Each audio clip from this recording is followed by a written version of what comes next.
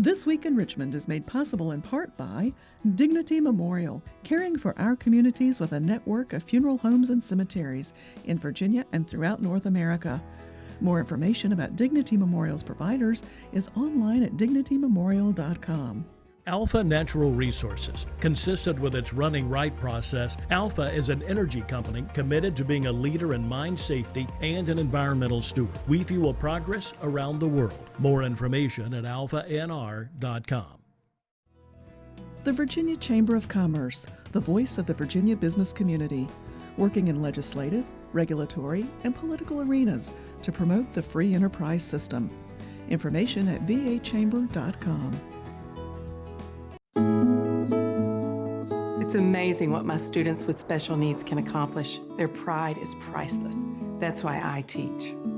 Brought to you by the Virginia Education Association, because a good education is good for everybody. Additional support is provided by these sponsors.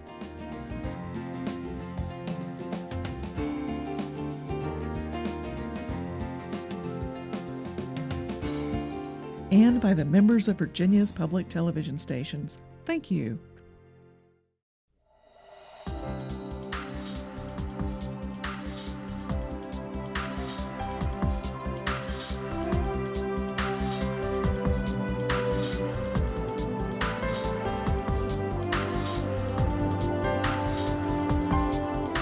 Welcome to This Week in Richmond, and we have a very special guest, a native of Richmond, but one who's not living here in the area right now, Riley K. Temple.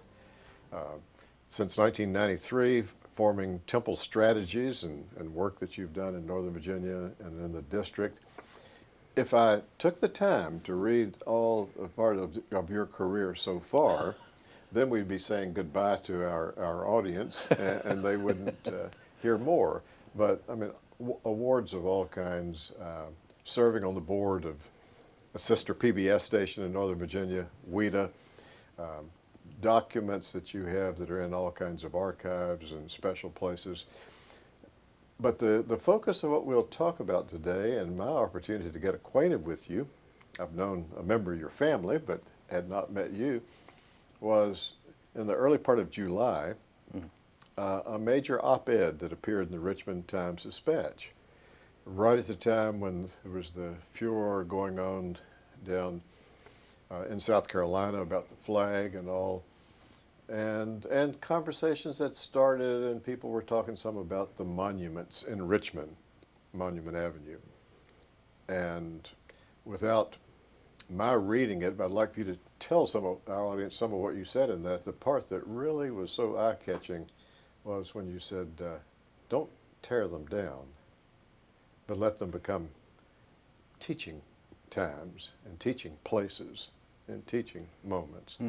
So here in the summer of 2015, it's not just in Richmond, it's not just in Virginia, but around the country. There's some conversations that are starting, and we appreciate the part that you have already contributed to it, and we look forward to our viewers getting to hear you and to have you talk about your perspective as one who grew up in Richmond and your perspective on what would be good for us to consider doing in Richmond and in Virginia as we move forward. So with that long introduction, Riley, welcome so very much, and glad that you're here. And start us on the conversation. Thank you, David. I am very pleased to be here, and I want to thank you for inviting me to join you here today. I was delightfully surprised by your invitation, and I am gratified to be here and to be back home in Richmond today. I suppose the way to describe it is that I consider it a privilege, really, to have grown up in Richmond. And the older I get, the more I appreciate the values I learned and were inculcated in me having grown up in Richmond. I always say to people, Richmond is a wonderful place to raise a family. because I feel that I learned an awful lot of good, solid lessons about being human in Richmond. One of them is to value history and legacy and ancestry. And I don't remember when I have not appreciated the past. When I was a boy, I went with relatives and my mother and father to museums. I had an Aunt Bee who would sit down with me, who kept scrapbooks. Yes, yes. And we would go through the scrapbooks. She was very patient with me. The same scrapbooks over and over and over again. And I would feel comforted by records of the past. Things that are old have always appealed to me. I live among old things. I keep old things. I can't imagine taking the records or the evidence of where we have been and destroying them. I think it's heretical.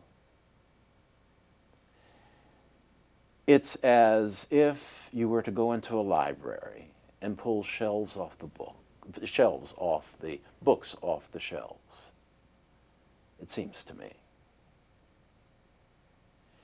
They may be ugly. They may hurt.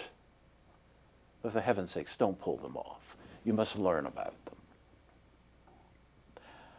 I have never liked Monument Avenue.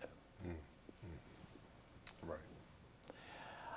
I grew up around evidence, physical evidence of the Civil War, and I never liked it. I felt indifferent.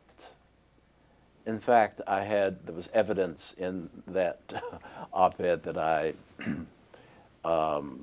showed disrespect to some of those monuments, not to harm them, but certainly disrespect.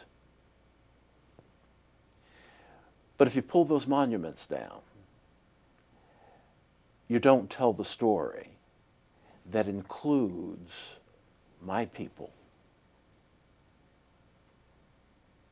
You don't get the chance to talk about human subjugation. Right now, those monuments tell a story about a past that's been covered over with pink tulle and pink lace. But what we really know is that it is a past that's very ugly. And that needs to be told. And it can be told in really ingenious and creative ways so that everyone will know about how wondrous and remarkable stories of survival and thriving and heroic our past has really been.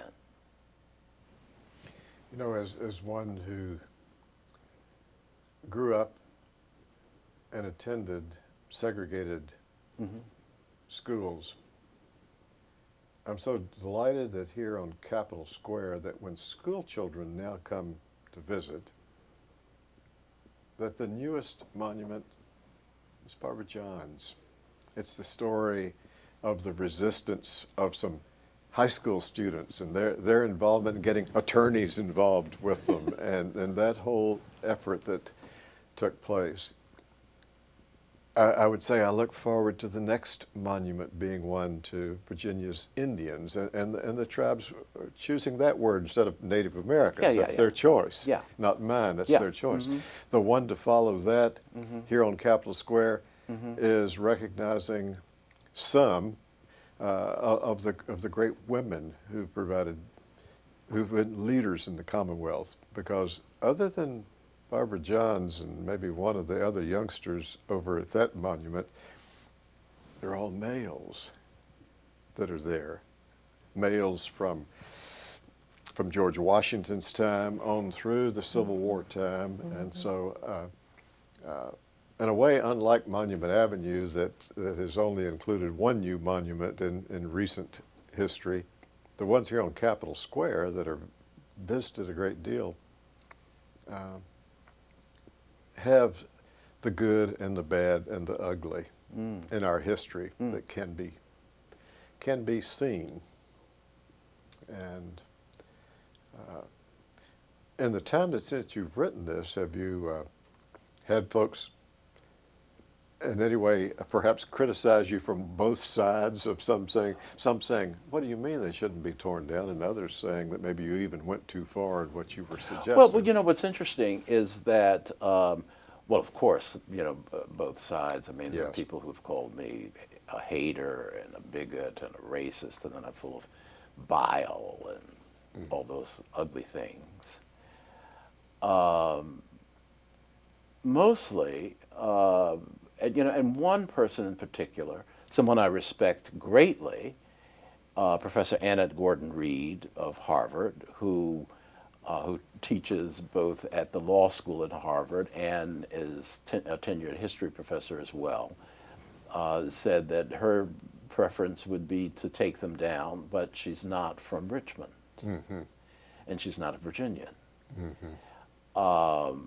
And I understand that. I remember my feeling about the flag ceremony in Charleston was that I would have preferred not seeing a ceremony at all, but that in the middle of the night, the night watchman would have gone up and removed the flag during the darkest hours of the morning, and that passersby in the morning might have just looked up and noted that the flag was gone. And that's it. I think too much attention was being paid to the Confederate flag. But I'm not from South Carolina. Yes. So it wasn't my call. But mostly what surprised me, and what has surprised me, is that it received great distribution from a lot of my friends and friends of friends. And it got great circulation from a lot of people and scholars I know, and which fed my already big ego. So I was very pleased about that, and I am very pleased about it. And people do begin to share stories. Before we got on the air, I was telling you about the last evening this past Saturday at the March on Washington Film Festival. The last film was shown at the Supreme Court, and in attendance, and it was about Judge Constance Baker Motley, who was hired by Thurgood Marshall to be one of the lawyers at the NAACP Legal Defense and Education Fund, otherwise known as the Inc. Fund. And she was the first black woman to ascend to the federal bench. And just anecdotally, Julius Chambers was on the panel to discuss the film afterward, and he said at that time people were coming right from private practice and ascending to the bench, and he said, I think Constance Baker Motley may have been the only person, and I raised my hand quickly and I said, oh, don't forget Spotswood Robinson from Richmond, who came from private practice and went right to the Court of Appeals and was also a graduate of Richmond's Armstrong High School. And I remember that morning sitting in my calculus class and George Peterson, the principal, getting on the PA system and saying, sons and daughters of Armstrong, which is your heritage? This morning, the President of the United States has announced the appointment, the nomination of Spotswood W. Robinson III, a graduate of Armstrong High School, to become a judge on the U.S. Court of Appeals for the District of Columbia Circuit. And we would always hear things like that. for the great graduates of Armstrong High School.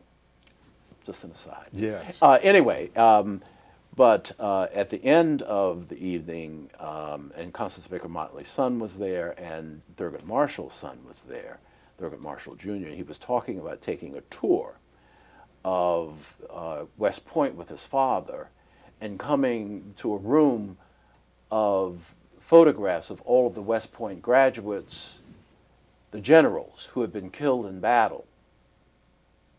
And there were no Confederate generals there because they were deemed traitors. Now the Southern graduates of West Point and Southern students called that room the tribute to Southern marksmanship. Yes, yes.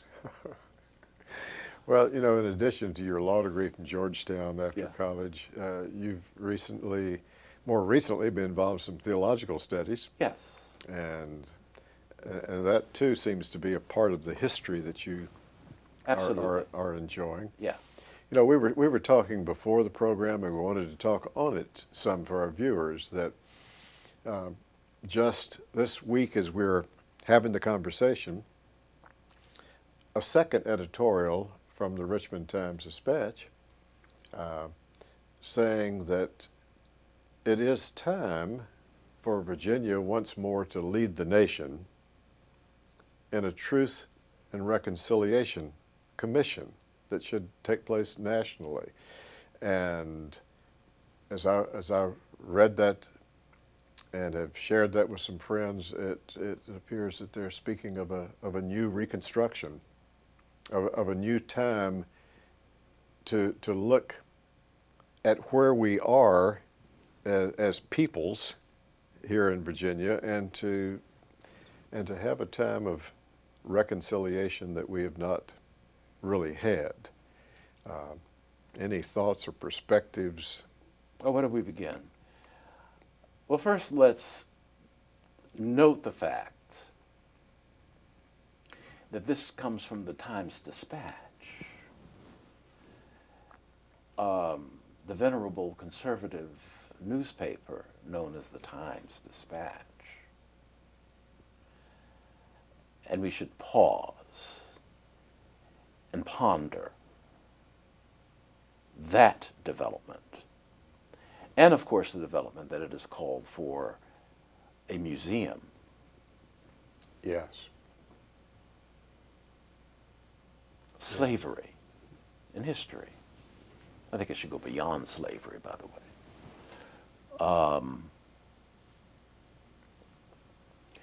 And also tell stories of triumph.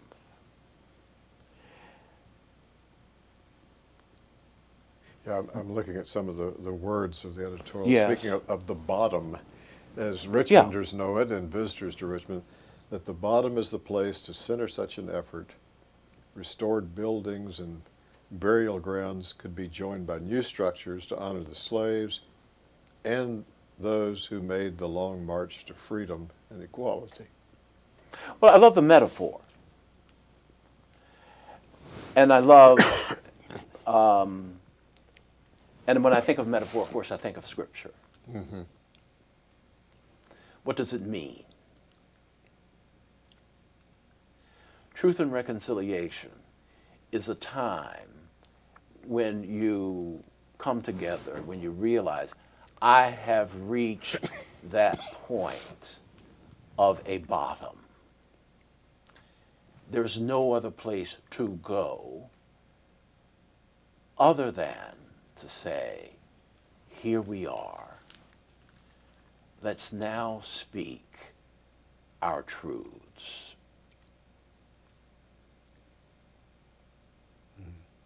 Confess to one another our sins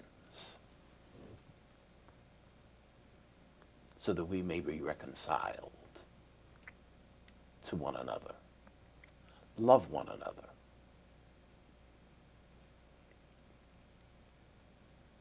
And it can only be done with truth and honesty. Mm-hmm.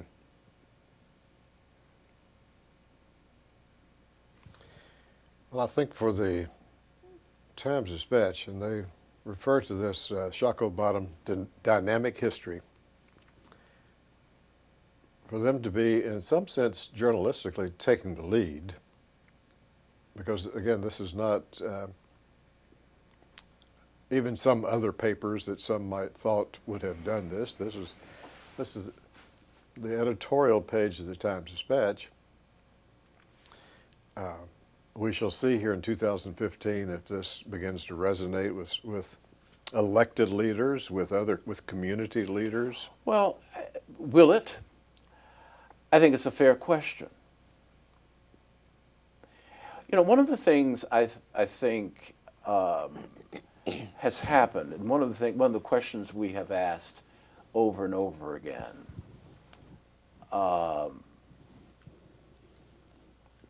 you know, some of us have, you know, with this spate of murders of black men and boys and women escalating from minor offenses. The facts really don't matter much anymore. It's minor offenses that escalate into deaths. Yes. So the question is, why is this happening? And the temptation is to say nothing has changed.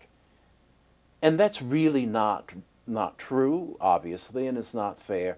And it's not fair to those who went on before, who sacrificed and gave so much,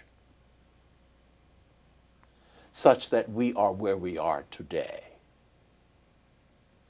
And we don't want to dishonor that past. So we have to acknowledge that and say, so how does this happen today? What it says to me, perhaps, is that we thought that a lot of this had been expunged and erased when what it really was dormant. Yes. And what happened was that we elected a black president, among other things, that ripped the cover off a lot of the hatred.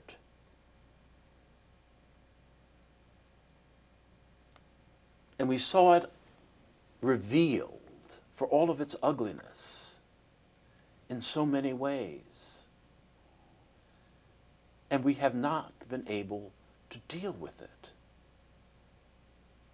as a society, as a free society, as a society that proclaims equality and equal justice. And we are shocked. Now, you and I both share the fact that we're native Virginians. Yeah. And as you were talking about how this president has caused the national attention, it quickly brought back to mind several governors ago. Virginia elected the first African-American governor. And to the credit, I would say, in Virginia, it did not create the same kind of furor. Isn't it something? And so the nation looks at Virginia and the South, and I've been to school in the North and in other parts of the country. I know that how they look at Virginia and the South, but things didn't become unglued and riotous and the kind of hatred when Doug Wilder served as governor of the Commonwealth of Virginia. And I remember that day, Justice Lewis Powell saying, after Governor Wilder saying, so help me God, Lewis Powell saying, it's a great day for Virginia. Yes. Did I say that right? Virginia. Yes. And it was. Yes. It's a great day for our nation.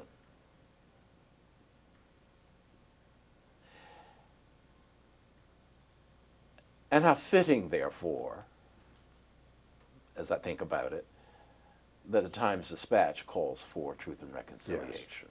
With that, we will have to end, and we will have another conversation, but thank you so much for being on This Week in Richmond. Thank you, David. Pleasure to be here. Thank you.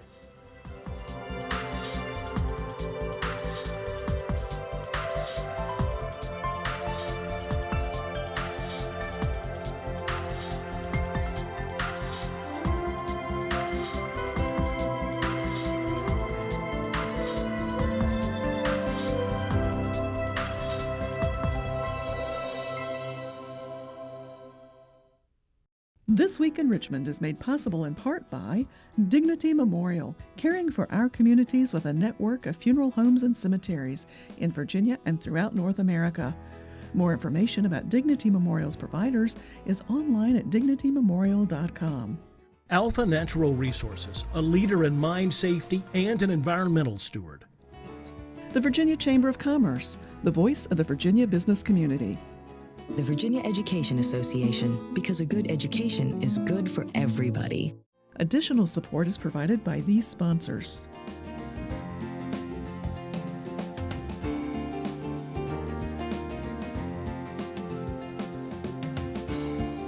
And by the members of Virginia's public television stations. Thank you.